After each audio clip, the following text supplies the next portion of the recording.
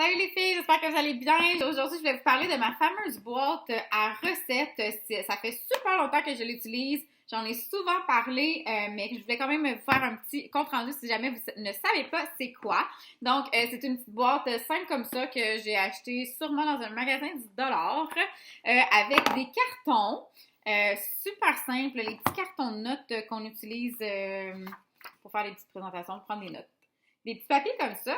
Que j'ai acheté encore une fois au magasin du dollar dans toutes les couleurs, donc paquets blancs et ces paquets de couleurs-là viennent aussi. Je me suis pris des petits séparateurs également, mais ça doit faire plus que 4 ans que je l'utilise, OK? Donc, c'est pour ça qu'elle est remplie de recettes, mais je vous le dis, ça va quand même assez rapidement qu'elle peut se remplir comme ça. Donc, je vous explique comment un petit peu je fonctionne. J'étais abonnée pendant longtemps à la revue 515, donc ça m'a beaucoup aidé au départ quand j'ai commencé à faire cette recette-là, parce qu'à chaque fois que j'arrivais avec une nouvelle revue que je recevais à la maison, j'aimais ça la feuilleter, j'essayais de trouver des recettes, et c'est ce que je vous suggère aussi, trouver des livres de recettes, des recettes en ligne, des blogs de recettes, des revues, c'est plein. Allez les feuilleter et trouver des recettes qui vont vous intéresser. By the way, là, ça vient de la bibliothèque, OK? Je sais pas votre bibliothèque, mais la mienne, elle a une section au complet de livres de recettes. Allez les chercher, prenez des recettes qui vous tentent, gardez-les en tête et gardez-les en note, puis après ça, retournez le livre, là. Tu sais, pas obligé de dépenser des fortunes non plus en livres de recettes, comme ici. Mais la revue 115, si vous ne connaissez pas, c'est 5 ingrédients de préparation de 15 minutes seulement, donc c'est mon genre de repas. Donc, c'est pour ça que j'avais cette revue-là que je recevais de façon mensuelle. Et ce que je faisais, une fois que j'avais trouvé quelques recettes dans ma revue, je me disais, ah, celle-là, j'aime ça, celle-là, j'aime ça. Donc, je prenais la recette, donc faisons ici poulet glacé, et j'allais la noter dans mes petits cartons. Donc, mes petits cartons sont séparés en ordre de couleur. Donc, mes cartons rouges sont ma viande rouge. Mes cartons bleus sont mon poulet. Les cartons verts ici, turquoise, c'est le porc ou autre viande. Le jaune, c'est mon poisson. Le blanc, c'est mes recettes végétariennes. Et à l'endos, j'ai quelques recettes de dessert. Et donc, si c'est une recette de poulet, donc je viens chercher un petit carton bleu ici. J'écrivais le nom de la recette, j'écris le nom de la recette sur le devant du carton. Le bol du sportif, là, vous allez voir, là, je l'ai souvent utilisé. Donc, c'est une recette de famille futée. Je vais vous montrer aussi mes livres de recettes coup de cœur. Donc, ce que je faisais, mon Dieu, elle est quasiment effacée.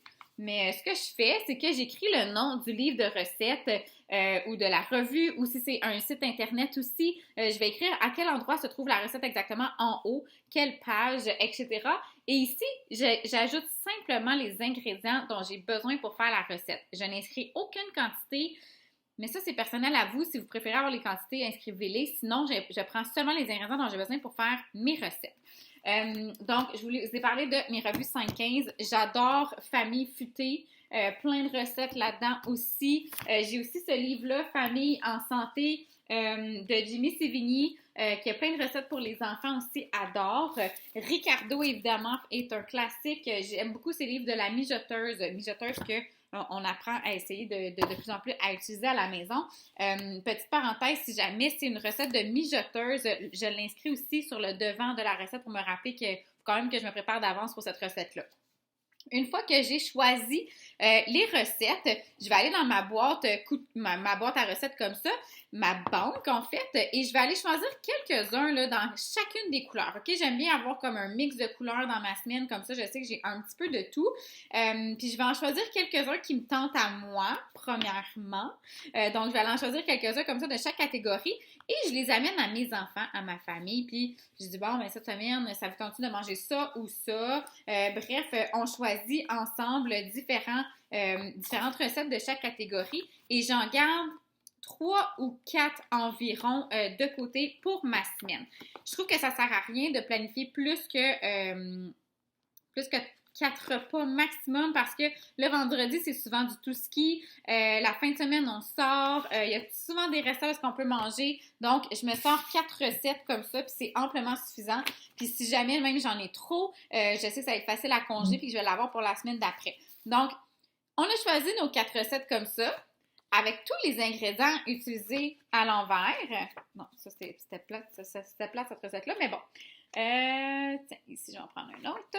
Avec tous les ingrédients inscrits à l'endos des cartes, je vais aller voir dans mon ménage de frigo que j'ai fait, mon ménage de garde-manger, je vais aller voir les ingrédients que je n'ai pas et je vais les mettre sur ma liste d'épicerie. Dans l'ordre, vous pouvez utiliser la liste que j'ai mis la semaine passée pour vous aider à vous organiser rendu à l'épicerie. Donc, je prends en note tout ce que j'ai besoin. Encore une fois, je n'inscris pas les quantités, mais si vous en avez besoin et que vous êtes mieux avec ça, faites-le.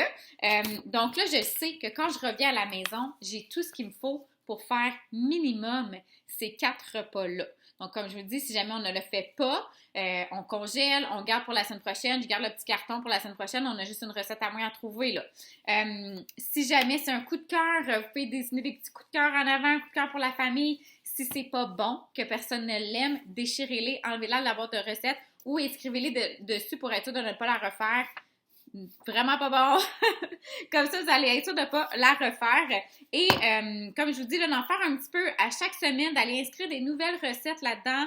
C'est ça qui va vous créer votre banque de recettes et qui va faire en sorte que le souper, ce n'est plus un casse-tête, mais bien quelque chose de super le fun. Puis d'inclure les enfants comme ça aussi, ça leur permet d'avoir fait des choix. Puis après ça, c'est beaucoup plus difficile pour eux de dire comme non, j'aime pas ça. Tu l'as choisi, donc ça les inclut aussi dans la préparation de repas. Donc, je vous souhaite de vous faire une belle boîte de recettes comme ça pour vous aider dans votre quotidien. Et sur ça, je vous souhaite une belle après-midi.